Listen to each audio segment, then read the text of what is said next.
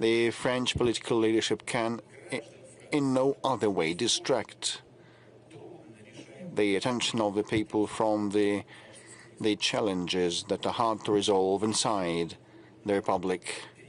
So this is why they want to pass the buck and move the focus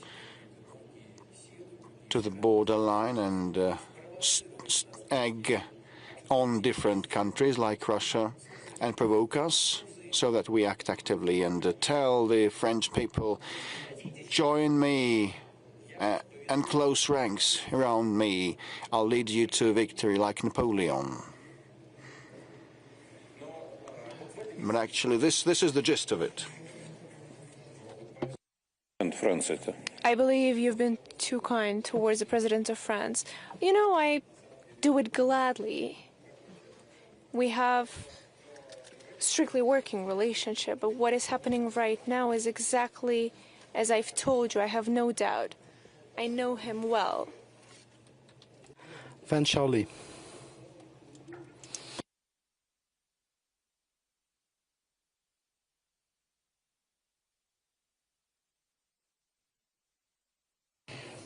From the Center of Russian Studies in Shanghai. Mr. President, I'm really glad to see you once again. I totally agree with you, with your point of view. We need to get back to classical diplomatic approaches. It's time. But in recent months and a half, you successfully finished two important official visits. First of all, Russian-American summit in Alaska, and the second one was with the SCO and then the military parade in Beijing. So let me ask you this. What are the specific results of those summits? And what's the importance of those visits? Is there any connections there? Are there any results that would help us to improve the international situation? Thank you. First of all, you've started with a visit to the United States, to Alaska. We haven't discussed with Mr. Trump of any kind of bilateral matters. We've only spoken about the means and ways of resolving the Ukrainian crisis. I believe overall it's a great result, and the President Trump, we've known each other for a long time. And of course he likes to speak, and everyone sees it. But it's also the kind of person who can truly listen, who can hear what you're saying. He responds to what you're saying. So he's quite a comfortable person to speak to. And us attempting to search and find possible ways of resolving the Ukrainian crisis is quite significant. And that was the first point. The second point, even though we've just breached it attemptively, it's the U.S. and Russian relations that are not at a dead end, but it's at quite an early stage. And the very fact of our meeting, of this visit, and I'm very grateful to the President for organizing it, I believe it's all signs that lead to the restoration of bilateral relations, and that is great for us in the bilateral scope, but for the international community as a whole. And now approaching my visit to China, when we've spoken with my friend, I believe that the President of China is my dear friend. We have established very friendly, trustworthy relations. He told me that himself, that we in China, and he didn't say that for the whole world to hear, he said that to me personally, that we welcome the reestablishment and restoration of U.S.-Russian relations, and we will try to assist it in any way possible. But of course, my visit to the Chinese People's Republic was wider in a scope, because together we've celebrated the end of the Second World War. The result of this joint fight of Russia and China. Russia, first of all, on the track of combating Nazism, and then, of course, together combating the Japanese militarism, have contributed significantly. I've also already mentioned it. Just look at the colossal sacrifices that Russia and China have made to the altar of this victory.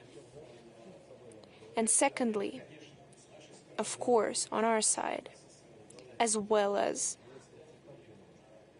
from China when he came to celebrate the 9th of May, we stay true to this spirit of allyship.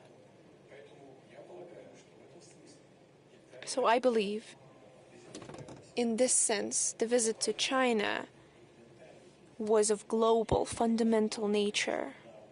And of course, this allowed us, on the sidelines of these events, to discuss the world situation, to compare our points of view on the development of bilateral relations in the humanitarian, cultural, educational areas. For next year and forward, we've decided to announce the years of education. And that speaks for the fact that we want to work. We work and we will continue to work with the youth. This is the future outlook. That is why this visit was so important. And some initiatives of the Chinese president on the global governance, they align with our ideas of Eurasian security, to compare our notes, because this was truly of global nature, not just bilateral nature. So I highly assess the results of that visit. And I believe this was another important step forward in the development of our relations.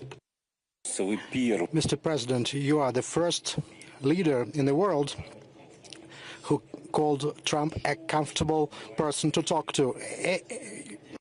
You see, I speak from the heart. As I've already mentioned, of course he likes using big words and speaking point blank and just directly tackling the issue. But he's, as I've already mentioned, protecting his national interests as he sees fit. But sometimes it's easier to hear a direct approach, to understand, instead of ambiguous phrasings. And I'm not saying it just to pay a compliment. We've talked for an hour and a half. I've presented my position and he listened attentively. He did not interrupt me. Then I listened to him very closely. We've exchanged our opinions. These are very complex issues. I will not go into detail because we don't do that. But he said that this will be complicated. Yes, of course. Obviously. We started to go into certain details. We have discussed them. There was a discussion. There was a discussion. I believe you should do this, you should do that, take off your hat. No. There was none of that. Of course, it is important that this leads to a logical conclusion, that there are definite results, but it is a complicated process. And I say that constantly, that it's important to reach a balance of interests, to reach a consensus. It is difficult. But if we approach this, and if we reach those results during the discussion, then these are truly tremendous agreements, and we can hope that they're long-lasting. Did you tell him anything about the history of Ukraine? No, that's not funny. I've spoken about this with my other American colleagues. We've truly discussed of possible ways of resolution. We've been quite frank, We've spoken honestly. It's hard to predict what will come out of it. But we will continue. We're ready to continue this discussion. Whose idea was it to meet in Alaska? Does it really matter? The important thing is that we did meet. But we were comfortable in Alaska. You see, they still have Orthodox presence there. They have Orthodox churches.